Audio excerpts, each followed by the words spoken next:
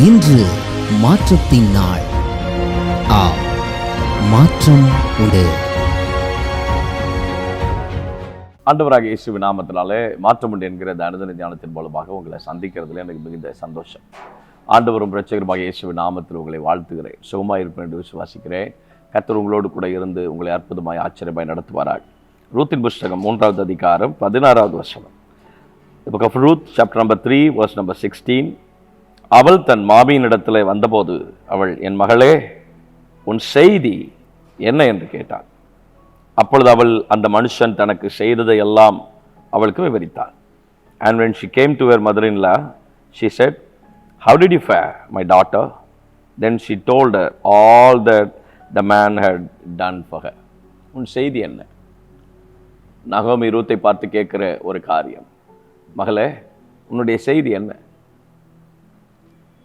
நான் உங்களை பார்த்து இன்றைக்கு கேட்கிறேன், உங்கள் செய்தி என்ன? உங்களுக்காக வைக்கப்பட்டிருக்கிற செய்தி என்ன? இன்றைக்கு தேவன் உங்களுக்காக சொல்ல விரும்புகிற, பேச விரும்புகிற செய்தி தான் என்ன? 18ஆம் வசனத்தில் சொல்கிறார், இந்த காரியம் என்னமாய் முடியும் என்று அறிய மட்டும் பொறுத்திரு. காரியம் ஜெயமாய் முடியும். ஏன் தெரியுமா? நெகமாயா சொல்லுகிறார், பரலோகத்தின் தேவனானவர் எங்களுக்கு காரியத்தை கைக்கூடி வர பண்ணுவார். இந்த காரியம் என்னமாய் முடியும் என்று அறிய மட்டும் நீ பொறுத்திரு. உங்களுக்கான செய்தி என்ன? கொஞ்சம் பொறுத்துரு. இவ்வளோ நாள் பொறுத்திருந்தீங்க, இன்னும் கொஞ்சம் பொறுத்துரு. வெயிட் பேஷண்ட்லி, பொறுமையோடு காத்துருங்க.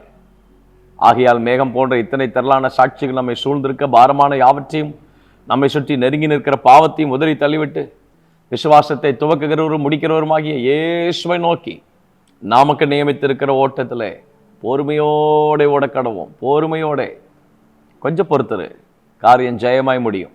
கொஞ்சம் வெயிட் பண்ணு, காரியம் ஜெயமாய் முடியும். ரூத்தின் புஸ்தகம் 2வது அதிகாரத்தில் எழுதுகிறார், நீ குணசாலி என்பதை ஊரார் எல்லாரும் அறிந்து கொள்வார்கள். உனக்கான செய்தி என்ன? உன்னுடைய குணம் என்ன? உன்னுடைய நற்குணம் என்ன? கர்த்தர் உங்களோடு கூட இருந்து என்ன செய்கிறார்? நீங்கள் எப்படிப்பட்டவர்கள் கர்த்தர் அறியும்படி செய்வார். நீங்கள் யார் என்பதை கர்த்தர் அறியும்படி செய்வார். உங்களை குறித்த தவறான பார்வைகள், உங்களை குறித்த தவறான பேச்சுக்கள், உங்களை குறித்த தவறான விமர்சன உதடுகள், உங்களை குறித்து வெளியிலே பரப்பப்பட்ட பொய் பிரச்சாரங்கள், இதெல்லாம் பொய் என்பதை கர்த்தர் காண்பித்து கொடுப்பார். நீ குணசாலி என்பதை ஊரார் எல்லாரும் அறிந்து கொள்வதற்கு தேவன் அனுக்கிரகம் செய்வார். உங்களுக்கான செய்தி என்ன? கர்த்தர் உங்களோடு கூட இருக்கிறார் என்பதை அறியும்படியான செய்தி தான் உங்களுக்கான செய்தி. இன்றைக்கு கொஞ்சம் பொறுத்துரு, காரியம் ஜெயமாய் முடியும். நிச்சயமாக கர்த்தர் ஜெயமாய் முடிய வைப்பார். இப்போது மகளே, நீ பயப்படாதே, உனக்கு வேண்டியபடியெல்லாம் செய்வேன் என்று சொன்னாரே, உனக்கான செய்தி என்ன? உன்னுடைய தேவைகள் எல்லாவற்றையும் அவர் சந்திப்பார். உங்கள் காரியங்கள் எல்லாவற்றையும் அவர் சந்திப்பார். உங்கள் தேவைகள் எதுவாக இருந்தாலும் தேவன் அவர்களை சந்திப்பதற்கு அவர் உண்மையில் ஆண்டவர். வேண்டியபடி எல்லாம் செய்வதற்கு என் தேவன் உண்மையில் ஆண்டவர். அதே ரூத்தின் புஸ்தகத்தில் தானே இந்த வார்த்தை எல்லாவற்றையும் கர்த்தர் எழுதி வைக்கிறார். நிறைவான பலன் என்று எழுதி வைக்கிறாரே, நிறைவான பலன் என்று எழுதி வைக்கிறாரு 2வது அதிகாரத்தில். இஸ்ரவேலின் தேவனாகிய கர்த்தருடைய செட்டைகளின் கீழே அடைக்கலமாய் வந்த உனக்கு அவரால் நிறைவான பலன், நிறைவான பலன், ஒரு பர்ஃபெக்ட் பிளஸிங்ஸை கர்த்தர் வைத்திருக்கிறார். ஒரு ஃபுல்னஸ் ஆஃப் பிளஸிங்ஸை கர்த்தர் வைத்திருக்கிறாரு. நிச்சயமான நிறைவான நன்மைகளை கர்த்தர் உங்கள் வாழ்க்கையில் வைத்திருக்கிறாரு. உங்களுக்கான செய்தி என்ன? மகளே, மகனே, உனக்கான செய்தி என்ன?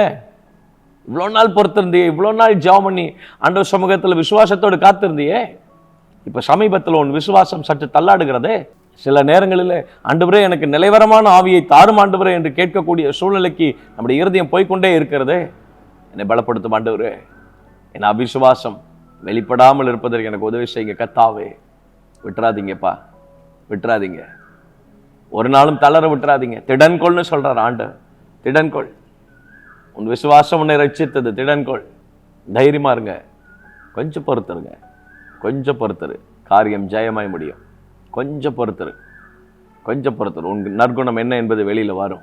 கொஞ்சம் பொறுத்துருங்க, நிறைவான பலனுக்காக கொஞ்சம் பொறுத்துருங்க. உங்களுக்கு வேண்டிய எல்லாவற்றையும் கர்த்தர் உங்கள் கையில் கொண்டு வந்து சேர்ப்பதற்கு உனக்கான செய்தி என்ன? இதுதான் உங்களுக்கான செய்தி. கொஞ்சம் பொறுத்துருங்கள். காரியத்தை கர்த்தர் ஜெயமாக முடிய பண்ணுவார், கைக்கூடி வர பண்ணுவார். தேவனே, ஆசீர்வதிங்கப்பா, தொடர்ந்து பலப்படுத்துங்கப்பா. தேவக்காரம் கூடவே இருந்து வழி நடத்திட்டுப்பா. கர்த்தர் தைரியப்படுத்தும், வார்த்தைகளை கொண்டே தைரியப்படுத்தும். தேவ பிரசன்னம் கூடவே இருந்து அற்புதமான ஆச்சரியமான நம்முடைய மகத்துவங்களை காண்பதற்கு எங்கள் ஆண்டவரின் அனுக்கிரகம் செய்வீராக.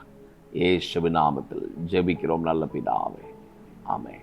மே காட் பிளஸ் யூ. கர்த்தர் உங்களோடு கூட இருந்து உங்களை ஆச்சரியமாக நடத்துவார். ஆமென்.